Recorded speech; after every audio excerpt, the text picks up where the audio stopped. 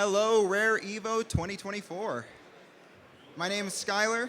I'm a part of the engineering team at VyFinance. I'm here to introduce the next speaker, Mr. Stephen Ward, CEO of VyFinance. He's a hedge fund trader turned quantitative analyst turned full-time DeFi trader and innovator, focusing on advanced tools for DeFi traders on Cardano.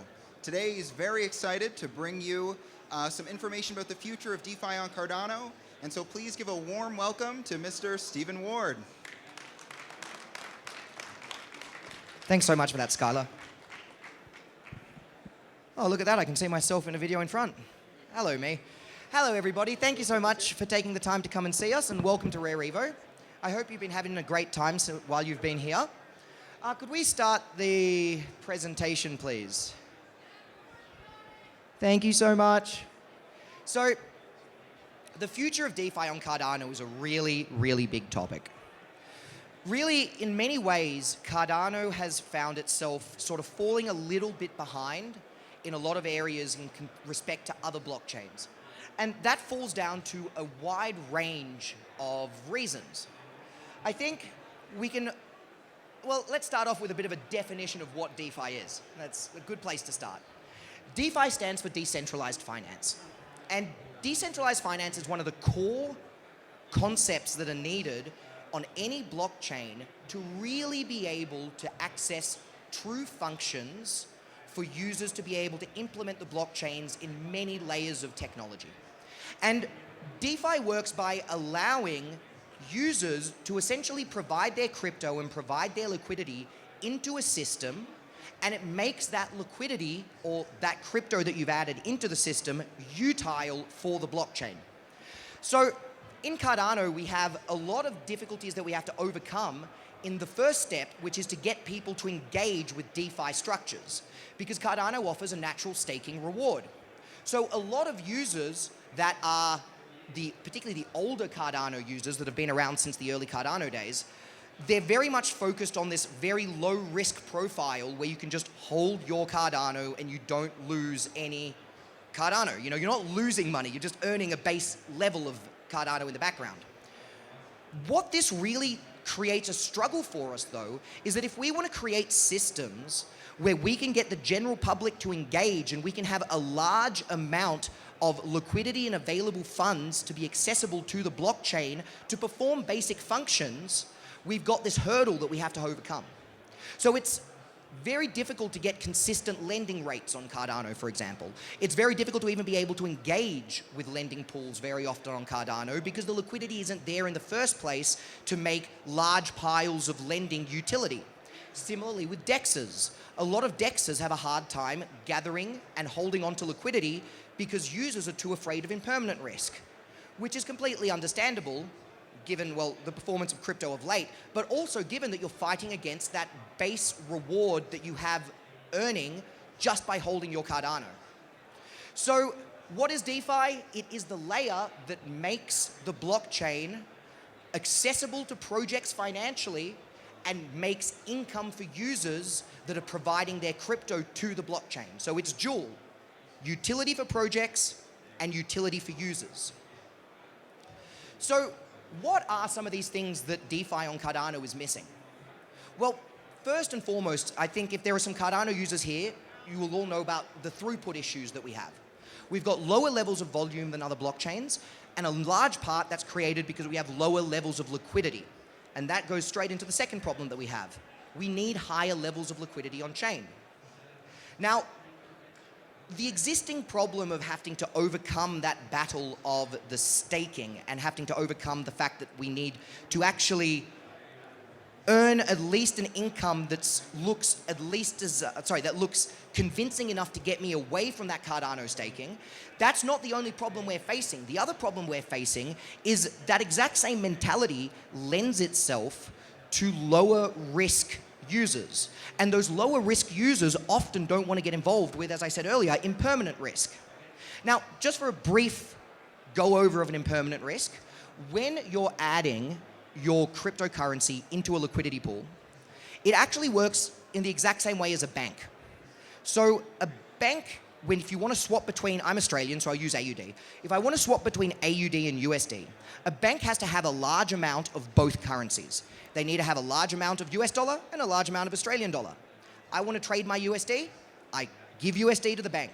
The bank takes that USD and adds it to the USD pile. He then goes to the AUD pile and he takes it from the AUD pile and passes me the AUD. I've just done an exchange. But what's happened to the actual bank's reserves of currency? Well, now they've practically got less USD in the USD pile and more AUD in the AUD pile. Actually, the other way around, because I swapped the other way around, sorry. But this is the exact same risk that we hold when we're running in liquidity pools, because we're running currency exchanges. And currency exchange risk is something that has existed for hundreds and hundreds and hundreds of years. So the actual function of these systems are no different to what traditional finance has to deal with in terms of a risk basis. But what is different is the amount of liquidity that's available to those banks to be able to hedge that risk. Now, the more liquidity we have within a system, the less any single motion in that system affects the whole. So while we're dealing with smaller projects that have got smaller amounts of liquidity, we could have two users that come in, do a dump of, let's say, $20,000, and now that's going to move the token in a very large way against if you were to do the same move on a token in Ethereum because of the levels of liquidity they have. So what this results in is much higher fluctuations and much higher volatility within the Cardano native token market. So having higher levels of throughput isn't necessarily a solution if you don't have the higher levels of liquidity to be able to maintain that throughput. Of course, we have interoperability, and I think that's something that's really coming through a lot in the blockchain of late, is this idea that we need to stop looking at blockchains as individual islands, but rather begin looking at blockchain as a wider system, that we're able to bring together all these different sections of liquidity that we currently think of as very compartmentalized, and rather create a larger pool that we're able to bring together regardless of what blockchain you're sitting on. And then I think one of the big things that Cardano is missing is concise tooling for risk management. Now, and we'll go through in a moment on VyFi and how we're going to really be bringing in some more of this concise tooling to assist with your tokens. But when we're looking at the systems that we have to manage our portfolios, and I mean, I worked in a hedge fund, so I had a lot of advanced systems that I was using to manage my portfolio. And you compare that to what we currently have on Cardano, even if you compare it to Ethereum. Ethereum, for example, has PooCoin. PooCoin is very similar to TapTools, but it's got a lot more power in terms of the capacity to actually run risk management formulas and to actually understand the current setup of your portfolio and how that setup is expected to be evolving given certain circumstances. Currently, we don't have anything of that kind on Cardano. There's nothing to assist you with understanding impermanence risk. There's nothing to assist you in building portfolio structures that meet your risk profile. We do have projects like ScatDAO, that assist people in understanding what that risk is, but none that actually grind the numbers for you and help you to say, do I want to or don't I want to engage with this risk given my current liquidity structure or my current portfolio structure? So, how can we use Cardano to create these tools for traders and to help them create more or give them more power in managing their portfolios? Well, on VyFi, we've implemented stakeless LP farming, which is something that's incredibly powerful for the public to be able to use in managing their systems. This acts very similar to non-custodial staking on Cardano itself, but rather when you provide liquidity onto VyFi, you receive the LP token and it just sits in your wallet and you're automatically farming. It never has to leave your wallet as it's non-custodially farming. But what does that mean? It means that now we don't have to think of LP tokens as something that just get thrown away as soon as you receive them. Because currently, when you receive your liquidity pool token for providing into a decentralized exchange, you instantly put that into a farm. You instantly forget it exists until you're pulling it out of the farm and removing your liquidity.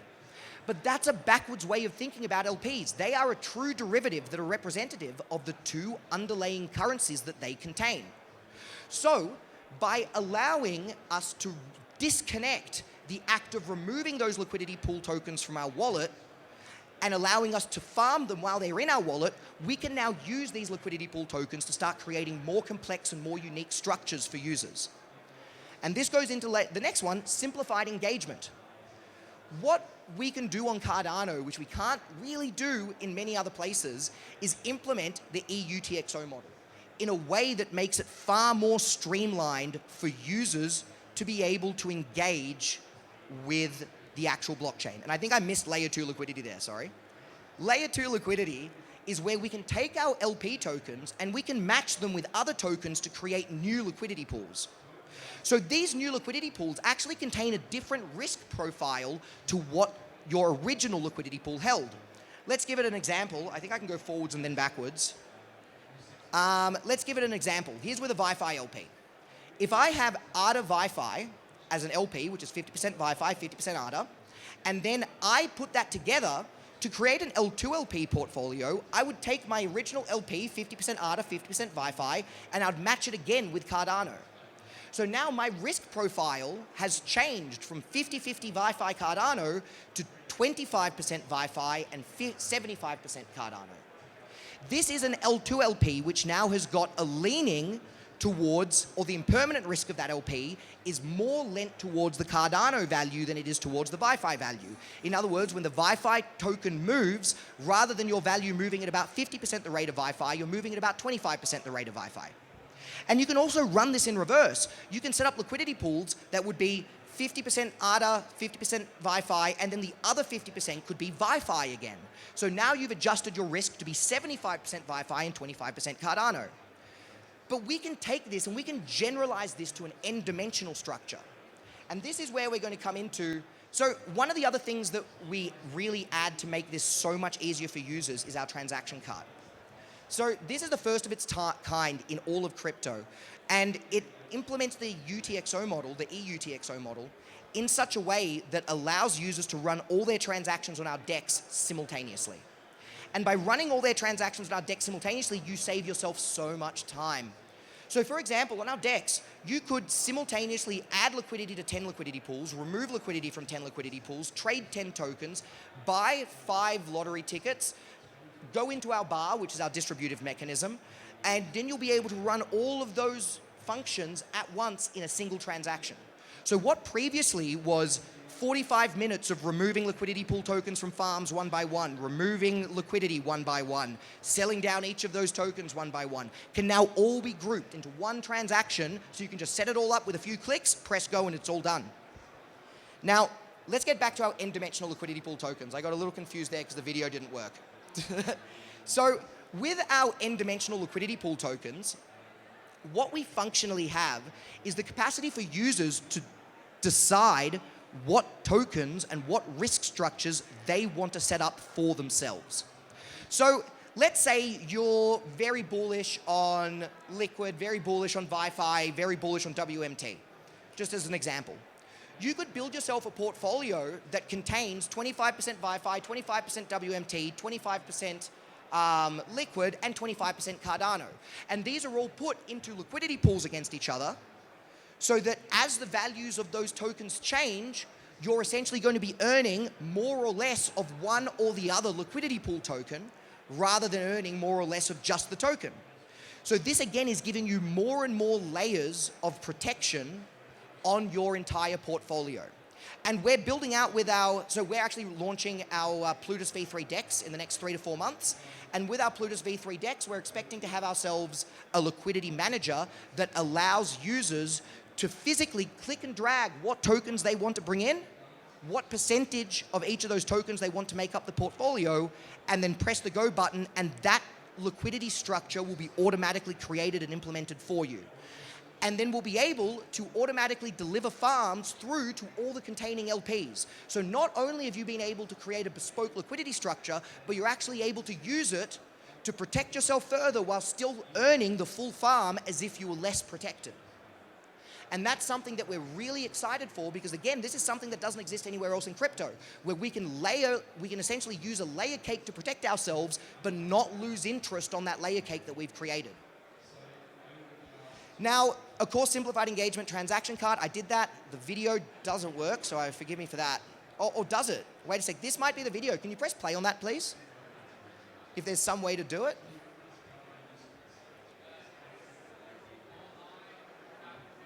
If it's online, it's not connected. Okay, cool, thank you. So this was a little video of our system in action and us doing a bunch of add and remove liquidities all at once and you seeing it all working, but the video is currently not working, so I apologize for that. Now, let's go back to the beginning and what I think is the biggest issue that we have in Cardano, and that's lack of liquidity and throughput. We need a tool that allows users to engage without needing to manually manage all the underlying systems that are built into DeFi. So an example of this on the Ethereum blockchain would be VyFinance. You've also got Harvest Finance. You've got a whole lot of these auto harvesters and liquidity aggregators that exist across other blockchains. And what they essentially are is very simply an indexed fund for liquidity pool tokens. So let's think about an index fund from a traditional finance perspective. An index fund is where rather than picking and choosing an individual stock and then hoping that that individual stock goes up in value, in other words, day trading and trying to figure out individually what's happening, the concept is that I just want an aggregate risk across the entire sector. So that sector may, for example, be medical stocks. That sector may be, I can't think of another sector right now, industrials. It might be finance stocks. There's so many different sectors. But rather, I just put it into the financial stock index and it's going to buy me 30 banks. I don't have to think about any individual bank. It's just going to buy me 30 banks. And then 30 banks in general, if finance is doing well, 30 banks are going to go up in value. If finance is doing badly, the 30 banks are going to go down in value. But you don't need to manually manage it all. So much so that as someone who has worked in Australia, it's called superannuations, but that's the equivalent to 401ks. As someone who has worked in the 401k industry in Australia, my suggestion is for anyone that wants to invest in stocks to always use an index fund unless you're a really competent day trader. Because short of being really competent, you are up against Wall Street, you're probably not going to beat them. I don't mean that rudely, I just mean that realistically. But similarly in Cardano and similarly in any system, you don't have fair knowledge across all participators. And because there isn't the fair distribution of knowledge across all who participate, there's always going to be those that have an advantage over you while you're trading. This is where liquidity aggregation comes in, and this is where liquidity aggregation can motivate more users to engage with the ecosystem as a whole. Because if we remove that requirement for an in-depth knowledge to be able to actively engage and effectively engage, we should be able to make it easier for more people to bring that liquidity through to Cardano and thus create that throughput that we're really missing. So let's use an example. This is an example of a DEX aggregation. And this is a very simple one. It can be generalized to many, many more tokens than this. But in this example, we would have an auto harvester of 25% Wing Riders token, 25% MinSwap, 25% Milk, and 25% VyFi. The user, all they have to do is send Cardano into the auto harvester.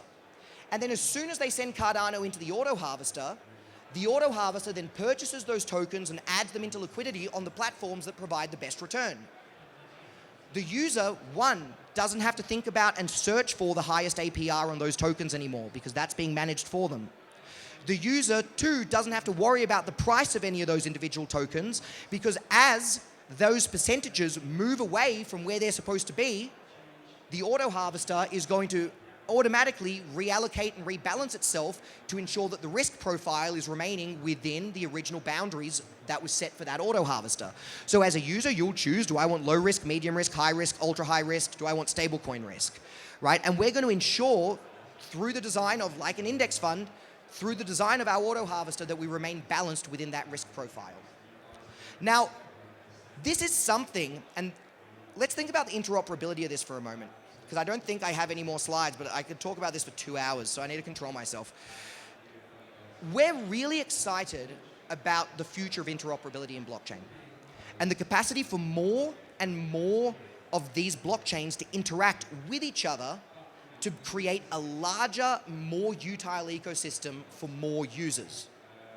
Now, one of the clearest ways that we see of doing this is by providing cross-chain strategies to users on any other blockchain. So, one of the big focuses that we have on our auto harvester is to create a cross-chain auto harvester. One that allows users to engage with risk and to engage with decentralized finance strategies from Cardano to other blockchains, and also vice versa from other blockchains to Cardano. And the way that we essentially do this, well, initially I'll be the one that's designing the structures, let's be honest, to launch it in the initial circumstance. But outside of that initial circumstance, we want to create the contract so that users are able to implement their own strategies in a blockchain agnostic manner. Now, this isn't going to be the first implementation of our auto harvester, but we effectively want to allow users to be the people that are designing the asset management strategies. And then, if users like that asset management strategy, the person who creates it gets a 10% of all the income that's generated from that asset, from that strategy that they've created. And from there, we're going to essentially allow an open community, what's the word that I'm looking for? An open community interaction or an open community source to essentially all come in and build these DeFi strategies. And then you let the market pick who is the best. The better the strategy, the more people are going to invest in that strategy, the better it's going to perform. But most importantly, that strategy isn't going to be just locked to our blockchain. That strategy is going to be able to be developed and implemented for users on Cardano, but so you're able to invest in things like Circle, so you'll be able to invest in things like USDT, or you'd be able to invest in things like Uniswap. We need to stop thinking of each of these blockchains as an island and rather start thinking, how can we use these separate islands to build value for all of us? So a lot of people, particularly when I give to them this concept, the first thing they say is, well, why are you trying to take liquidity away from Cardano? But that is absolutely not the idea of what we're trying to do here. We're taking, I guess you'd say, but we're using the liquidity on Cardano to generate income in places where there are better incomes. And then that income is being delivered directly back to the Cardano blockchain. That's the whole purpose of our auto harvester. We take the income, we deliver it back to the users on the Cardano blockchain.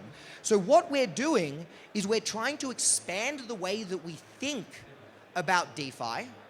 We're trying to expand the way that we think about liquidity and create an interoperable system that delivers consistent income from other blockchains back to us. And by doing so, we'll be able to create more and more liquidity back on the base chain. Because without liquidity, we are effectively nothing, unfortunately. Now, I believe that's the end of my presentation, but I just want to end with a few final words. It's really important for any blockchain to have a concise DeFi ecosystem that allows users and projects to effectively engage with the blockchain itself and to interact with the community in a manner that allows them to build a valuable business. Because the hardest thing we have in Cardano at the moment is the generation of income, holding liquidity within our ecosystem so that projects are able to use that to build, and having a system that's simple enough and large enough to entice new users to come in and engage.